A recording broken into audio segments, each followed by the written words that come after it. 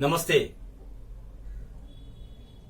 त्योहारों के मौसम के अंदर आप सभी को हार्दिक शुभकामनाएं। हमारे भारत में हजारों प्रकार के त्योहार हैं। इन त्योहारों के पीछे कोई ना कोई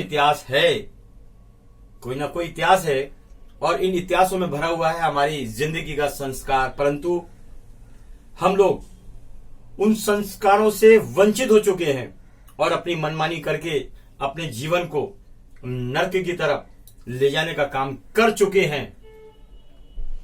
हमारे इतिहासों में एक से एक योद्धाओं का उल्लेख है जिन्होंने वीरता के कारण ख्याति हासिल की।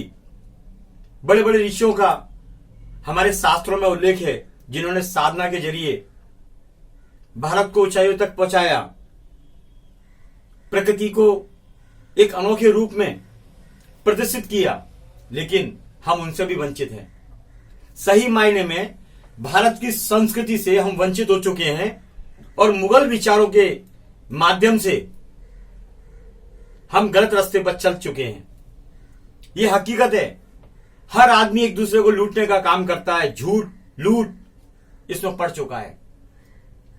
ऋषि कृषि का भारत, शास्त्रों पुराणों का भारत,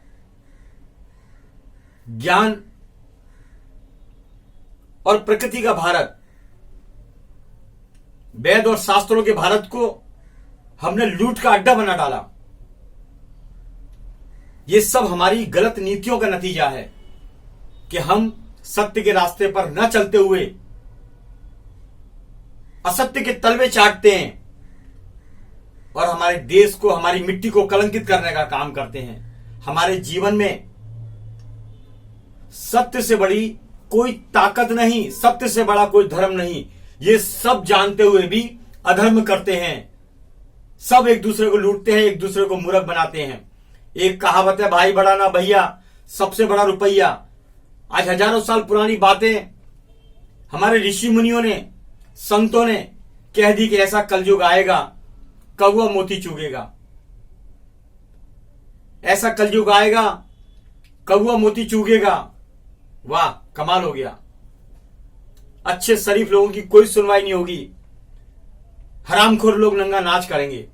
सत्ता पे बैठे लोग हों या अफसरशाही लोग हों, कुछ लोग ही ईमानदारी से अपने कर्तव्य का पालन करेंगे, बाकी तो 99% बेईमान। फिर भी मेरा देश महान, ये बात सर्वथा लागू है क्योंकि कलयुग है। रावण गया, कंस गया, अकबर गया, सिकंदर गया, औरंगजेब गया, खिलजी गया, बड़े बड़े शहंशाह तानाशाह चले गए।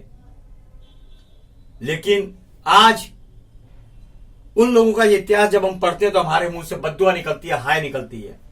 लेकिन अच्छे लोगों का इतिहास जब हम पढ़ते हैं तो हमें ऐसा लगता है कि हमें उनके मार्ग पर चलना चाहिए। हिंदुस्तान बहुत बड़ी दिशा और ज्ञान का भंडार है। हमें फक्र है कि हमने जन्म लिया हिंदुस्तान की मिट्टी पर। हमें फक्र है हमने जन्म लिया हिंदुस्तान की मिट्टी पर। मैं हिंदू बना, मैं हिंदू हूं और हजारों साल तक हिंदू रहूंगा। यह मेरा सौभाग्य है, यह मेरा भाग्य है। हमारे को सनातन धर्म के माध्यम से सभी धाराएं निकली है, सनातन धर्म के माध्यम से। लेकिन कुछ लोग भ्रष्ट लोग भी हैं जो धर्म के नाम पर धंधा करते हैं और धर्म का अपमान करते हैं, धर्म का चोला पहनकर उगाई करते हैं। ऐसा ही एक विषय है, बहुत सारे विषय हैं, क्या बोलूंगा अभी। भ्रष्ट नेताओं की काली करतूतें, शासन के नाम पर कुशासन करते हैं। बहुत शर्म का विषय है ये। आप एक बात याद रखिए, खाली हाथ आना है, खाली हाथ जाना है। कुदरत बड़ी ईमानदार है, भेजती भी खाली है और बुलाती भी खाली है। ऊपर रिश्वत नहीं चलती है, ऊपर रिश्वत नहीं चलती है। नीचे तो सब चलता है, ऊपर नहीं चलती है।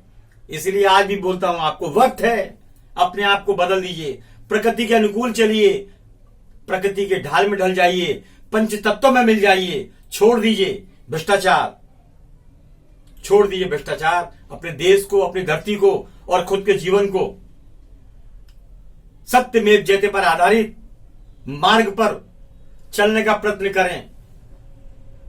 इन्हीं आशाओं के साथ उम्मीद करता हूं त्योहार तो हर वर्ष आते हैं इतिहास लेकर, लेकिन हम उस पर अमल नहीं कर पाते हैं। ज्यादा कुछ बोलना आता नहीं, क्योंकि मैं नेता नहीं, इसलिए जो भी बोलता हूं एक मन से बोलता हूं। कोई किसी का नहीं इस दुनिया में, आपके कर्म आपके साथ जाने वाले हैं। ये बात आप समझ के चलिए, कोई किसी का नहीं, आपके कर्म आपके साथ जाने वाले हैं।